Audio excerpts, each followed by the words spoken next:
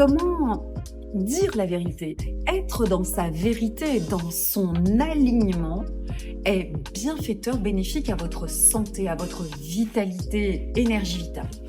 Ça, je le prouve, preuve à l'appui par une expérience. Je fais ça dans mes groupes de cours de la mairie Paris, cours du soir, notamment en gestion du stress. Alors, je fais une expérience de kinésiologie. Vous connaissez, c'est fabuleux la kinésio. Alors, je prépare mes élèves. Donc, je leur demande en amont, en préparation, de penser dans leur tête à 2 scènes différentes et bien distinctes. L'une, c'est la dernière fois qu'ils ont été dans une vérité vraie. C'est-à-dire qu'ils ont dit un compliment, un truc sympa à quelqu'un et qu'ils le pensent de tout leur cœur, qu'ils le pensent à 1000%. Oh, ta nouvelle coupe, elle te va bien, qu'est-ce que t'es bien. Je sais pas, moi, n'importe quoi. Et quelque chose d'une vérité vraie, authentique, sincère et spontanée. Et puis, à contrario, je cherche une scène où ils ont fait un petit mensonge de courtoisie. Alors, qu'est-ce que c'est qu'un petit mensonge de courtoisie? Je ne dis pas un mensonge, une trahison, quelque chose d'horrible. Hein. Non, c'est pas ça. Petit mensonge de politesse, de courtoisie, on en fait tous.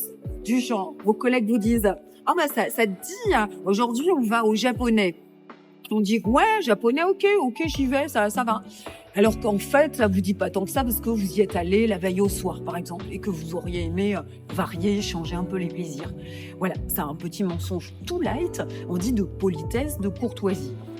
Donc, de penser à ces 2 scènes différentes et opposées, et de se remettre en situation, en fermant les yeux, vous savez, en PNL, le VACOG, de voir la scène où ça s'est passé, d'entendre les paroles, l'échange, de ressentir où c'était, etc., etc. Donc, à un moment donné, il y a une personne, on commence par le mensonge de courtoisie, de politesse. La personne ait les yeux fermés, se replonge dans son petit mensonge, dans la scène visuelle, auditive, kinesthésique, revit le truc, le sent, l'entend, tout ça. Et à un moment, je demande qu'on tende un bras. On tend un bras d'un côté, de l'autre. La personne avec qui on fait l'expérience va appuyer sur le bras et essayer de le baisser. Et on n'a même pas à penser. On vit, on est les yeux fermés dans sa scène de petits mensonges, de courtoisie, de politesse et on fait ce test de kinésio du bras. Ok, je stoppe le truc, à mon signal on stoppe. On fait une petite pause et puis on recommence. Donc la même personne, toujours celle qui bosse, là je la replonge complètement dans son moment de vérité vraie, ok? C'est-à-dire de compliment qui est sincère, qui est spontané, qui est ressenti.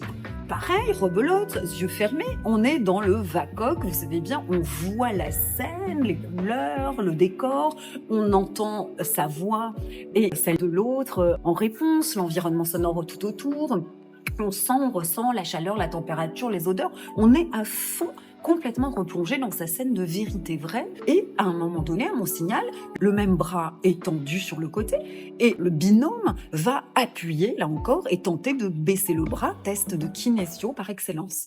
Et que croyez-vous qu'il se passe? Alors après, on débriefe tous ensemble, on échange. Et bien évidemment, quand on est dans sa vérité vraie, dans sa spontanéité, sa vérité, eh bien le bras, et je l'ai fait une fois, il y avait une trapéziste, alors vous voyez, le bras, rien, résiste. Non, il baisse pas. Quand on est dans son petit mensonge de courtoisie, de politesse, il baisse beaucoup. Qu'est-ce que ça veut dire? On en tire quoi comme conclusion dans la vie?